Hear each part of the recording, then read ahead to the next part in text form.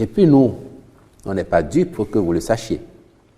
Parce que vous avez noté par exemple que après le 17, le samedi 26, les mêmes officines qui ont l'habitude de relayer ces images macabres ont entrepris le samedi 26 de nous faire croire qu'elles nous faisaient vivre en direct une nouvelle attaque terroriste avec des images venant d'autres pays, avec l'enthousiasme de gens qui ont le sentiment de faire, comme chez vous, les journalistes, le scoop, dont ils sont détenteurs. Nous, on sait, et je vais vous le dire avec gravité, on sait qu'il y a des officines qui ont comme plan d'action politique en 2025 de travailler à la déstabilisation du Bénin et qui ont beaucoup d'argent pour cela. Je parle d'officines. Je parle d'officines et je vais vous dire, plus grave encore, certains de nos compatriotes officient au sein de ces officines-là, de l'intérieur comme de l'extérieur. Je vais vous le dire. Et nous, quand on le dit, ce n'est pas pour fuir nos responsabilités. Je vous ai dit, on ne bat pas notre coupe sur la poitrine des autres. Nous assumons, mais nous savons. Et c'est aussi pour ça que nous faisons front. Nous ne capitulerons pas. Nous avons à défendre nos enfants, nous avons à défendre notre pays. N'en déplaise aux gens qui considèrent que, parce que le Bénin, quand même, vaille que vaille, fait son petit bonhomme de chemin, les choses semblent marcher, le pays progresse, il faut stopper. Regardez, dans ce contexte-là, nous avons fait 7,5% de croissance en 2024. Vous me permettrez, l'entame d'une émission comme celle-ci, de redire ici nos compassions, nos condoléances aux familles éplorées et à la nation tout entière. La nation tout entière parce que nous avons pris l'habitude de dire que quand un seul de nos soldats vient à tomber, c'est toute la nation qui est endeuillée. Parce que le soldat qui est au front, il l'est pour défendre la patrie, pour nous défendre, nous tous. Et c'est pour cela que j'associe à ces condoléances et à ces compassions réitérées la nation tout entière. Vous avez évoqué 54. 54, et j'ai bon espoir, je vais espérer en tout cas, que plus jamais nous n'aurons des pertes dans cette envergure-là. 54 et pas 70 et pas plus de 70 comme cela a été véhiculé ici et là sur les réseaux comme vous l'avez souligné. Véhiculé aussi parce que les gens, les assassins qui viennent s'en prendre à nos enfants ont parfois, je ne dirais même pas parfois, ils ont un service de propagande, un service de presse pour être soft. Et malheureusement pour nous, certains de nos enfants du Bénin, je veux dire, participent à ce jeu-là, se font les relais des assassins pour disséminer dans l'opinion des informations de nature à créer l'émoi, à entretenir la psychose. Il ne vous aura pas échappé, par exemple, que quelques jours après, soit le samedi dernier, le 26, je pense, sur les réseaux, d'autres ont eu le vilain loisir de répandre qu'il y avait de nouvelles attaques dont ils assuraient la retransmission en direct, en recherchant des images d'ailleurs, d'autres pays, et des images passées, juste pour faire peur aux Béninois. À quelle fin, croyez-vous? Essayer de nous doucher au moral et faire en sorte que nous vivions dans la peur continue. Mais fort heureusement, nous sommes le Bénin, nous ne céderons pas. Parce que cette attaque du 17 était liée à une défaillance dans la stratégie militaire. Je ne crois pas. Et je ne suis pas militaire, pas plus que vous, mais au moins je sais quel est le niveau d'engagement de l'État aux côtés de nos militaires et le niveau d'engagement de la hiérarchie militaire aussi aux côtés des soldats. Donc, je pense que ce qui devait être fait en termes de stratégie, en termes de mobilisation des hommes et des ressources et du matériel, cela a été fait. Maintenant, que cela soit fait et que nonobstant, il y ait des attaques, et il y en a souvent qui sont enrayés, mais qu'il y en ait qui produisent le résultat recherché par l'ennemi, cela peut arriver précisément parce que nous sommes en situation d'asymétrie. Il ne s'agit pas d'une guerre conventionnelle où l'ennemi vous dit on s'affronte à partir de demain et vous prenez position, vous faites face. Un peu comme quand on était au cours primaire, chacun a pu l'expérimenter.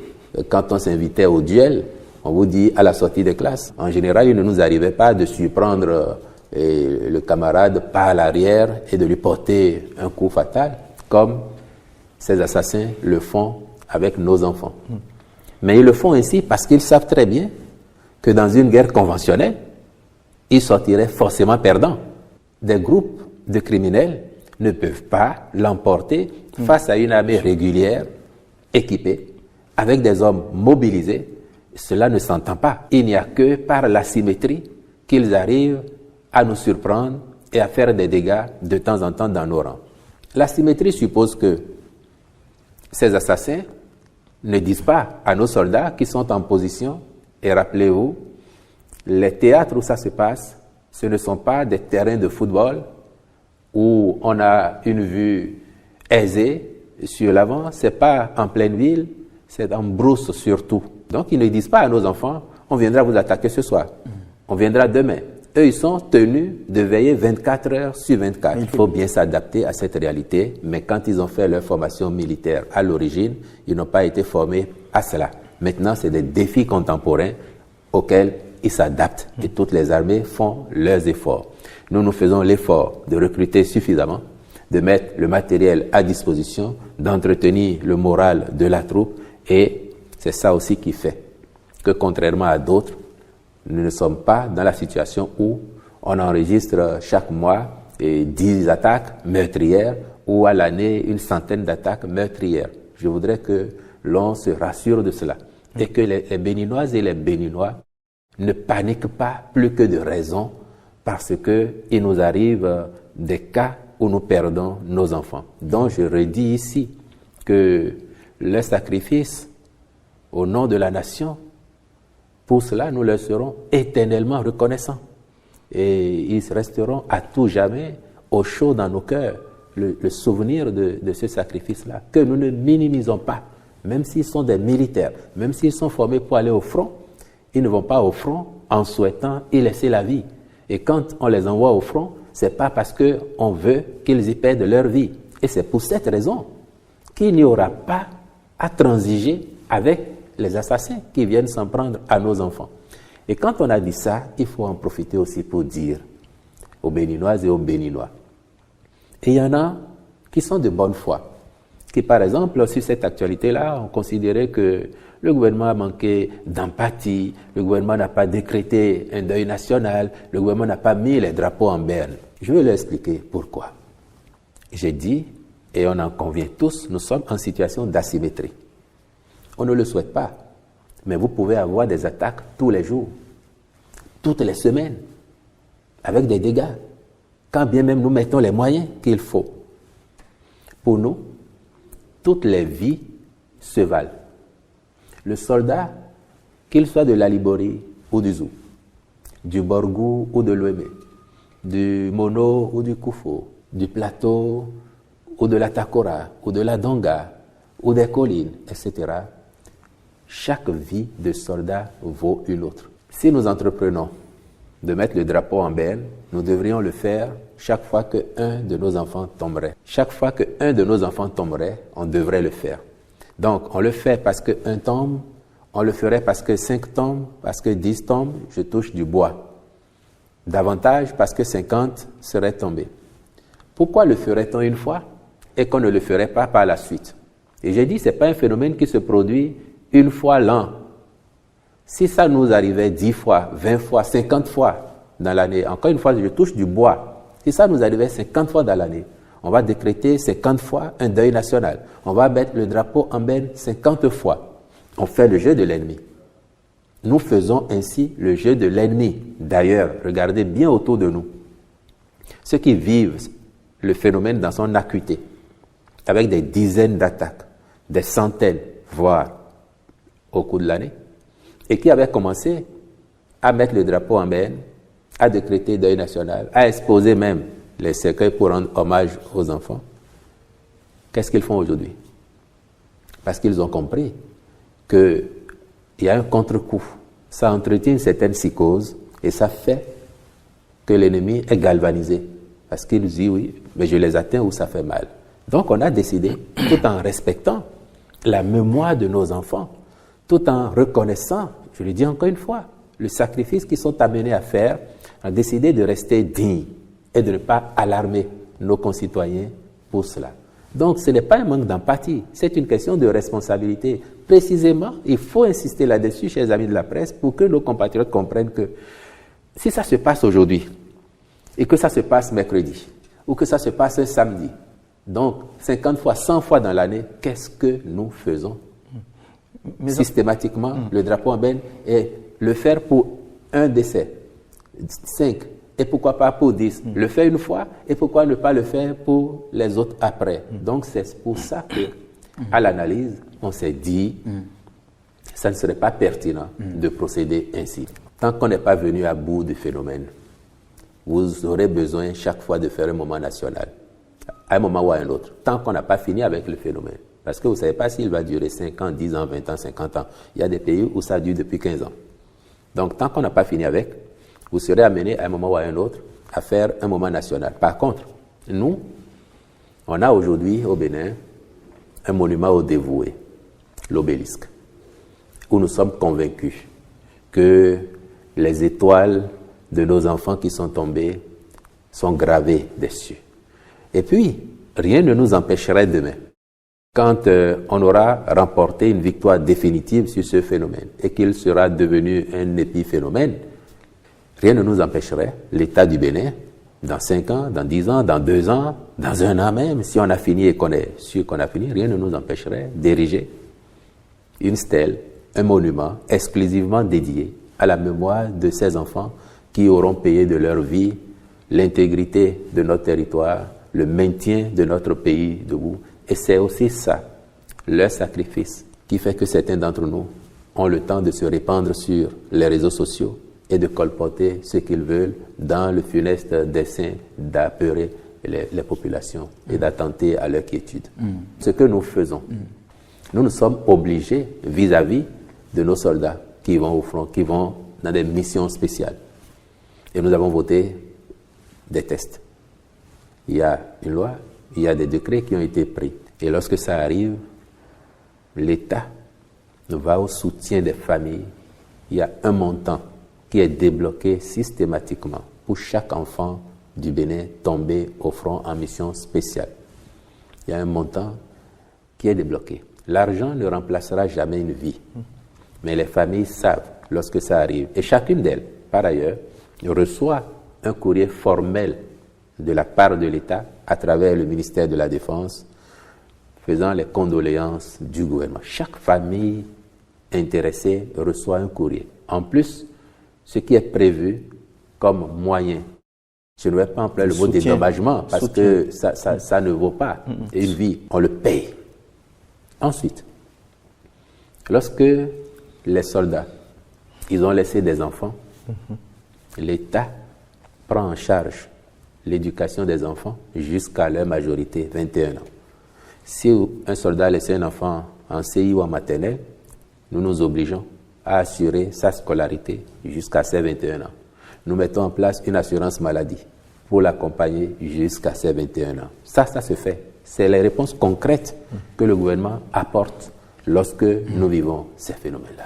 Certains de nos enfants, certains béninois, je vais dire, œuvrent comme s'ils étaient du service de propagande ou du service de presse soft des assassins qui s'en prennent à nos enfants, en se dépêchant, sans esprit de discernement, de divulguer tout et n'importe quoi sur les réseaux. Quand vous évoquez le silence ou le temps mis à faire le bilan, encore une fois, les attaques terroristes ne surviennent pas sur un espace ouvert où l'on voit aisément devant soi. J'ai donné l'exemple d'un terrain de football. Nous sommes en brousse généralement. Lorsque ça survient, qui a intérêt, le premier, à aller communiquer? C'est l'assassin. Et c'est suppos. C'est eux qui vont dire, bon, on a attaqué. Ben, vous dites on a attaqué. Nous, on n'a pas de chiffres L'armée va prendre le temps d'aller récupérer les corps de ses frères d'armes, ratisser pour voir est-ce qu'il y a des survivants. Quand l'attaque survient, même quand ce n'est pas effet de surprise, il y en a qui réussissent à se mettre hors de cause. Donc ils peuvent se cacher, se terrer, voir. Quand ils peuvent riposter, ils ripostent. Certains sont peut-être morts sur le coup, d'autres sont blessés. Donc l'assaillant, lui, il va dire, j'ai fait une attaque, il y a 100 morts. L'armée, qui va à la rescousse aussi vite que possible, va voir que, oui, il y a eu une attaque, nous avons 20 morts, nous avons 30 disparus, parce qu'il y a des gens dont on ne retrouve encore ni le corps, ni dont on ne perçoit le souffle de vie. Et puis, au fil des heures, peut-être que certains qui s'étaient mis hors de cause vont revenir, parce qu'ils ont vu que leurs camarades sont là, donc ils sont en confiance, ils vont arriver. L'armée prend le temps de faire tout ça, il ne peut pas communiquer en désordre. Parce qu'il y a eu attaque le 17 à midi ou le 17 au soir, dit voilà. Et c'est pour ça que eux, par exemple, sur le cas du 17, les premiers chiffres qu'ils ont eu, c'était 8. Quand ils sont arrivés, ils ont vu 8. Donc les gens ont véhiculé qu'il y a eu 8 morts. Et certains ont pensé après que c'était une stratégie pour minorer les dégâts. Non, rien du tout. Et c'est aussi le sens de responsabilité. Ne pas venir dire aux populations, il y a eu une attaque. Et vous venez dire, nous avons 5 morts. Ou bien, nous avons 50 morts. Et la journée d'après, vous revenez dire non, en fait, c'était 20 morts ou c'était 2 morts. C'est le sens de responsabilité qui leur commande de prendre le temps de faire l'état des lieux et d'arrêter les bilans pour que l'on sache exactement. Et le gouvernement n'est pas sur le terrain. Le gouvernement attend aussi les éléments d'appréciation que l'armée lui fournit pour pouvoir se prononcer. C'est aussi simple que ça. Vous aurez noté qu'il y a des soldats sur lesquels on a tiré de dos. De dos. En guerre conventionnelle, ça ne se fait pas. Parce que quand vous avez vu la personne tomber face contre terre, il est à parier qu'on lui a tiré dessus de dos. Même quand le soldat avait son gilet pare-balles, on lui a peut-être tiré dans la nuque et puis s'est retrouvé au sol. C'est insoutenable et c'est douloureux d'en parler. Vous n'imaginez pas à quel point les gens pensent qu'on a plaisir à venir s'asseoir et ne pas dire ce qu'on devrait. Non, on le dit au moment indiqué et dans les termes qu'il faut. Parce qu'on n'est pas en compétition pour savoir qui parle bien, qui rédige bien. Non, ce n'est pas une compétition. Et on a du respect pour nos enfants, davantage lorsqu'ils ont donné de leur vie pour que nous soyons là. Et c'est l'occasion, effectivement.